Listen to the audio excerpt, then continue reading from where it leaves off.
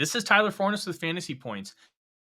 TCU is coming off in Austin, the Longhorns. Now, they were an underdog going into the game, and they were able to figure it out pretty quickly, winning 17-10, and they only allowed 3 offensive points.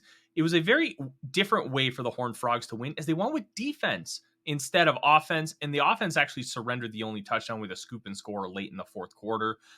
Kendry Miller was the guy who was able to be the catalyst for this team last week, as he had a 75-yard touchdown run that really got the offense going, and they were able to be relatively consistent thereafter. They face an interesting team in the Baylor Bears.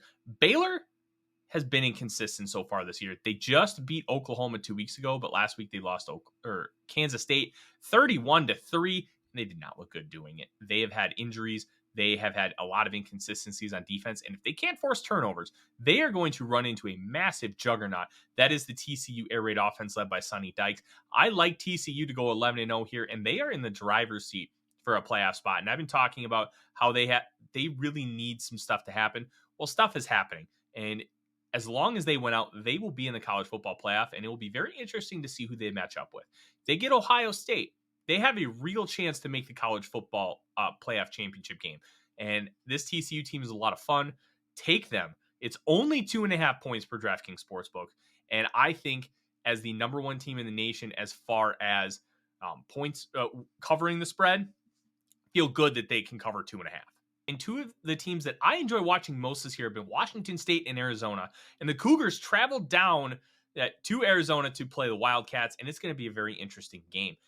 They kind of ran Jaden Delora out of town after the 2021 season, and Delora is ready for some revenge. He's been playing some really good football, and he has been the catalyst for the turnaround down in Arizona. Now, I will say one thing.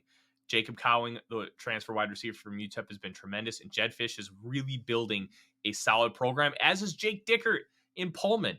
I like both of these programs. Cam Ward runs that air raid offense well, but they are not very dynamic with it. They run a lot of screens, and they have not been super efficient across the board. And that is one thing that Arizona has been all season. Arizona just got through a juggernaut of a schedule where they faced all the top 5 teams in the conference, and they beat UCLA last week. I like them in this game being given 4 points, because I think Delores going to come out with a massive chip on his shoulder, and he's going to show Washington State why they shouldn't have gone to Cam Ward, and they should have kept him around. This could be one of the funnest games of the weekend, and I cannot recommend it enough. Give me the Wildcats at home. And Bedlam is coming a week earlier than it usually does, which is kind of nice, because now we can focus rivalry weekend on some of the other great rivalries, and we can enjoy Bedlam in its glory for at least one more season. This rivalry is likely done after 2024, when Oklahoma then starts 2025 with the SEC, as they have decided not to renew it. But we all know that it only takes one to be able to kind of remedy that and fix it, because we didn't have the Holy War for a few years. And teams are starting to want to go back to some of those traditional rivalries, especially now with the college football playoff expanding to 12 teams, and 3 losses still may be able to get you into the playoff. It's going to be interesting to see how things play out, but let's enjoy this rivalry while we have it. It is always a fun one. Oklahoma State beat Oklahoma last year 37-33 in a tremendously entertaining football game that gave you a little bit of everything.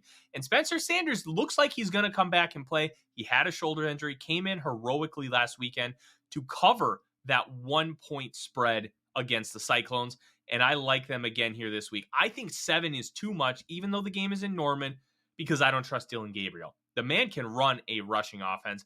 He cannot utilize the explosive opportunities down the field. And we saw that against West Virginia. A few times, he just did not have the arm strength to be able to get the ball where it needed to go in order to create explosive plays.